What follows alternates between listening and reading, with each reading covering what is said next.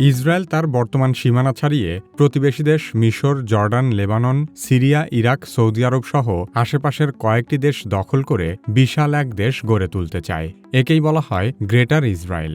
Greater Israel ধারণা কিভাবে শুরু হয়েছিল, জায়নবাদীরা কিভাবে বহু আগে থেকেই গ্রেটার ইসরায়েল বাস্তবায়নের কার্যক্রম চালাচ্ছে এবং এ বিষয়ে নেতানিয়াহুর পরিকল্পনা কি সে সম্পর্কে আলোচনা করা হবে কি কেন কিভাবে এই পর্বে।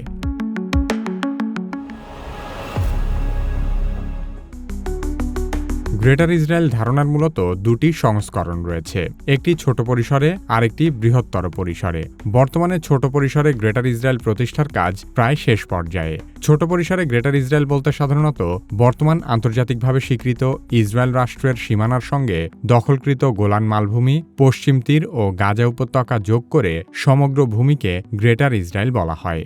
অন্যদিকে বৃহত্তর অর্থে গ্রেটার ইসরায়েল মানে হল নীল নদ থেকে ইউফ্রেটিস নদী পর্যন্ত বিস্তৃত বাইবেলে বর্ণিত প্রতিশ্রুত ভূমির পরিসীমা। এই ব্যাখ্যা অনুসারে মিশরের সিনাই উপদ্বীপ ও নীল নদের পূর্ব তীর, সমগ্র ঐতিহাসিক ফিলিস্তিন, জর্ডান নদীর পূর্বাঞ্চল বা বর্তমান সমগ্র জর্ডান দেশ, লেবানন, সিরিয়ার একটি বড় অংশ এবং ইরাক ও সৌদি আরবের কিছু অংশও এই প্রতিশ্রুত ভূমির মধ্যে পড়েছে।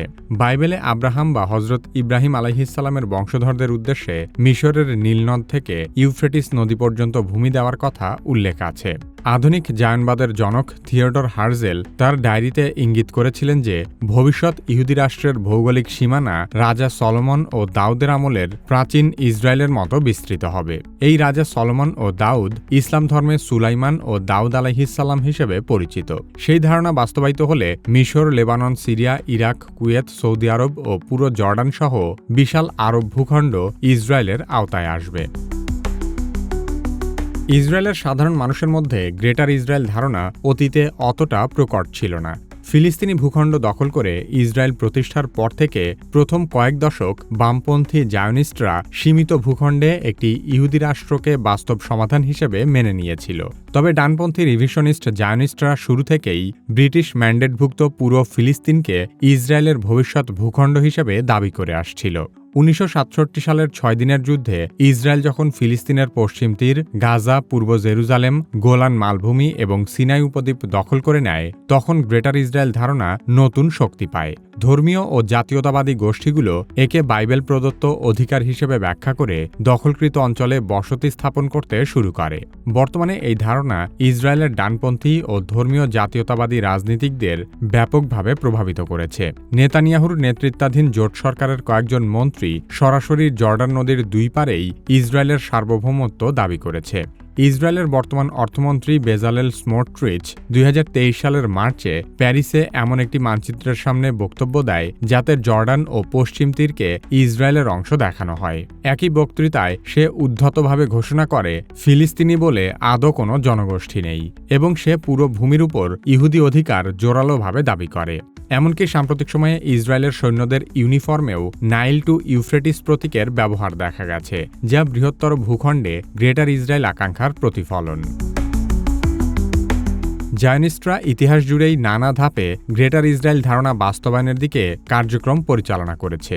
শুরুর দিকে জায়নিস্ট নেতারা কৌশলগত কারণে প্রথমে আংশিক ভূখণ্ডে ইহুদি রাষ্ট্র মেনে নিলেও পরবর্তীকালে পুরো ভূমি দখলের বাসনা লালন করত। ইসরায়েলের প্রতিষ্ঠাতা এবং প্রথম প্রধানমন্ত্রী ডেভিড বেন গুরিয়ন 1937 সালে তার পুত্রকে লেখা একটি চিঠিতে বলেছিল, কোনো জায়নিস্টই ইসরায়েলের ভূমির এক টুকরো অংশও পরিত্যাগ করতে পারে না। আংশিক ভূখণ্ডে একটি ইহুদি রাষ্ট্র আমাদের চূড়ান্ত লক্ষ্য নয়, বরং সূচনা মাত্র। একটি ছোট রাষ্ট্র আমাদের ক্ষমতা বৃদ্ধি করবে, আর ক্ষমতা বাড়লেই আমরা সমগ্র দেশ দখলে আরও সক্ষম হব। ইসরায়েলের প্রথম রাষ্ট্রপতি চেইম ওয়েজম্যানও ব্রিটিশ হাইকমিশনারকে লেখা একটি চিঠিতে বলে, সাময়িকভাবে সীমিত ভূখণ্ড মেনে নিলেও 25 থেকে 30 বছরের মধ্যে আমরা পুরো দেশে ছড়িয়ে পড়ব। জায়নবাদী নেতাদের এই নীতিগত অবস্থান পরবর্তী সময়ে সত্যে পরিণত হয়। ইসরায়েল তার জন্মলগ্ন থেকেই ভূখণ্ড প্রসারের উপায় হিসেবে যুদ্ধকে ব্যবহার করেছে। 1948 সালে ইসরায়েল প্রতিষ্ঠার সময় জাতিসংঘ স্বীকৃত সীমানার চাইতেও তারা 22% বেশি এলাকা দখল করে নিয়েছিল। পরবর্তীতে 1967 সালের যুদ্ধ ইসরায়েলকে এক লাফে পশ্চিম তীর, গাজা, পূর্ব জেরুজালেম, সিরিয়ার গোলান মালভূমি এবং মিশরের সিনাই উপদ্বীপ দখলের সুযোগ করে দেয়।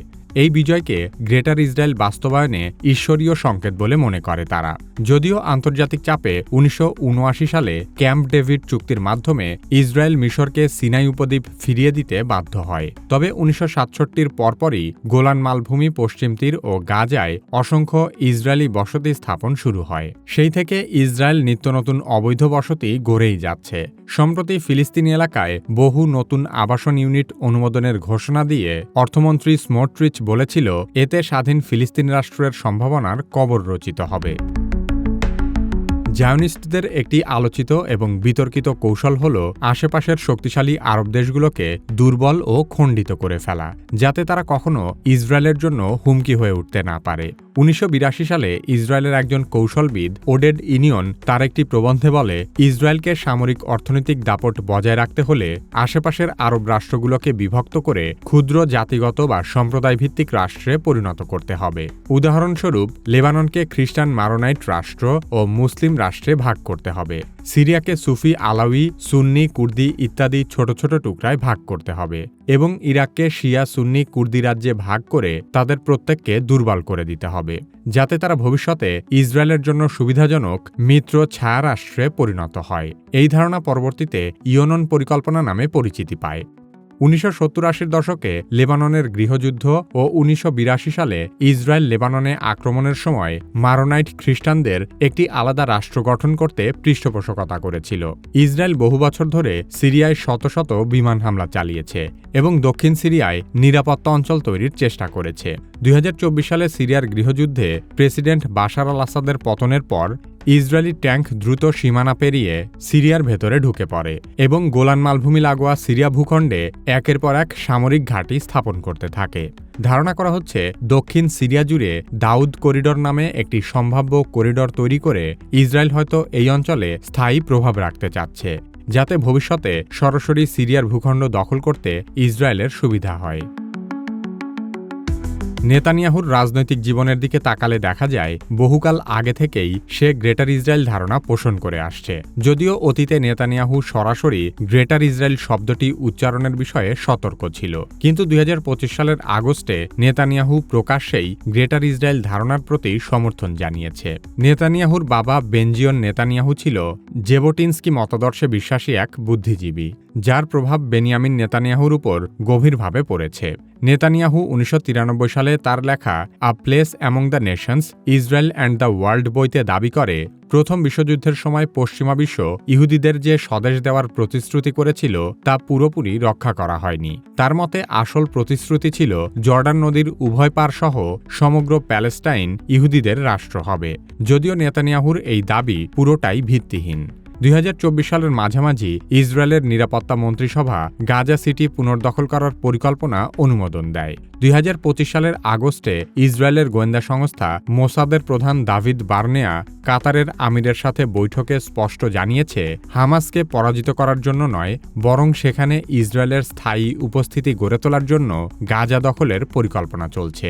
তার মানে গ্রেটার ইসরায়েল এখন আর কোনো প্রান্তিক ধারণা নয়, বরং ইসরায়েলের সরকার এই নীতি বাস্তবায়নের জন্য সক্রিয়ভাবে কাজ করে যাচ্ছে। প্রথম দিকে তারা সীমিত পরিসরে গ্রেটার ইসরায়েল বাস্তবায়ন করবে, এরপর সমগ্র ফিলিস্তিনি অঞ্চল দখল শেষ হলে তারা আশেপাশের দেশগুলোতে আগ্রাসন চালিয়ে দখলের মাধ্যমে বিস্তৃত গ্রেটার ইসরায়েল বাস্তবায়নের পরিকল্পনা নিয়ে আগাচ্ছে।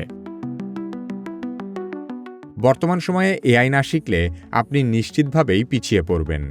যারা নিজে নিজে এআই এর ব্যবহার শুরু করতে ভয় পাচ্ছেন, তারা কিভাবে একাডেমির এআই দক্ষতা কোর্সে ভর্তি হতে পারেন। ভিডিও ডেসক্রিপশন ও পিন কমেন্টে কোর্সের লিংক দেওয়া আছে।